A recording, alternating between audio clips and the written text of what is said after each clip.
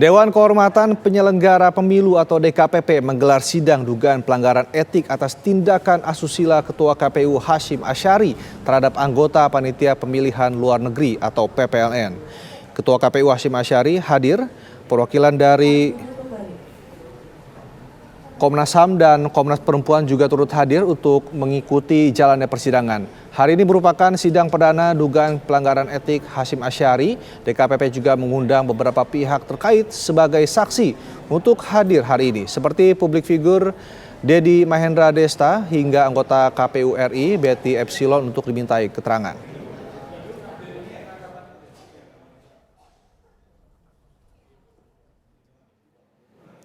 Lalu bagaimana dengan jalannya sidang perdana dugaan pelanggaran etik atas tindakan asusila Ketua KPU Hasyim Asyari terhadap anggota Panitia Pemilihan Luar Negeri atau PLN? Informasi selengkapnya akan disampaikan oleh rekan Vena Kintan. Vena, bagaimana dengan jalannya sidang hari ini?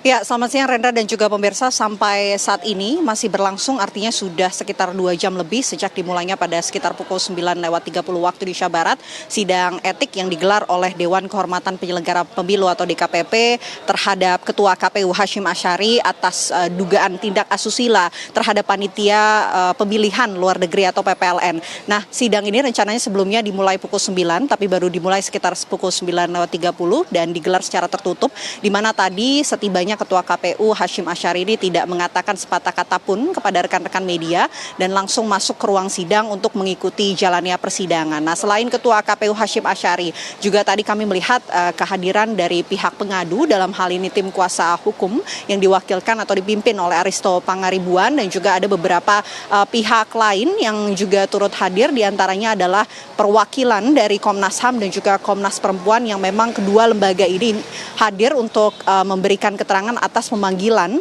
dari tim pengadu, yakni Aristo Pangaribuan, yang meminta keterangan dari dua lembaga, Komnas HAM dan juga Komnas Perempuan, untuk bisa mendalami berkaitan dengan isu tindak pidana kekerasan seksual ataupun TPKS ini. Nah, selain itu juga rencananya memang ada dua pihak ataupun saksi pihak terkait lain yang sebelumnya ini diagendakan hadir, dipanggil oleh pihak DKPP, yakni diantaranya adalah public figure Dedi Mahendra Desta atau yang kerap disapa dengan Desta. Kemudian juga ada Betty Epsilon, anggota KPU RI. Yang keduanya ini dipanggil oleh pihak DKPP untuk memberikan keterangannya. Namun kami juga sejak pukul 9 pagi tadi tidak melihat kehadiran ataupun kedatangan dari kedua orang tersebut.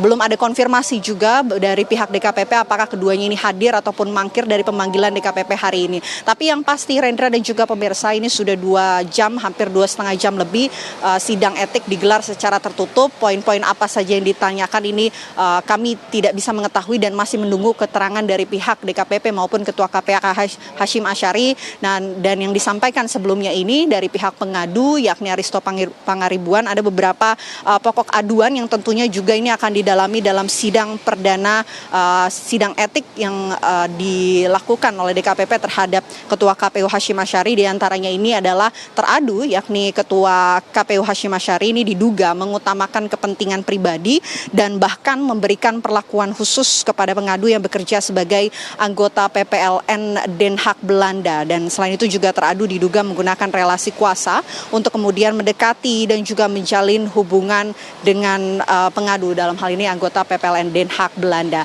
Selain itu juga Aristo Pangaribuan sebelumnya juga sempat menyampaikan bahwa kasus yang saat ini sedang dilakukan sidang perdana etik ini juga kurang lebih tidak jauh berbeda dengan adanya kasus asusila yang menjerat juga Ketua KPU Hasyim Asyari terhadap wanita emas, sehingga pada akhirnya dalam kasus asusila tersebut Ketua KPU Hasyim Asyari pun harus menerima sanksi, yakni peringatan keras dari pihak DKPP. Hasilnya ini akan seperti apa, mengingat juga masih ada dua saksi ataupun pihak terkait yang sebelumnya dijadwalkan untuk hadir pada hari ini memberikan keterangan. Apakah nanti akan memberikan keterangan di lain waktu, apakah pernyataan ini juga akan disampaikan secara tertulis, kami juga masih menunggu keterangan resmi dari pihak DKPP maupun pihak-pihak lain yang saat ini tengah menjalani persidangan sampai saat ini. Rendra, sementara saya kembalikan kepada Anda.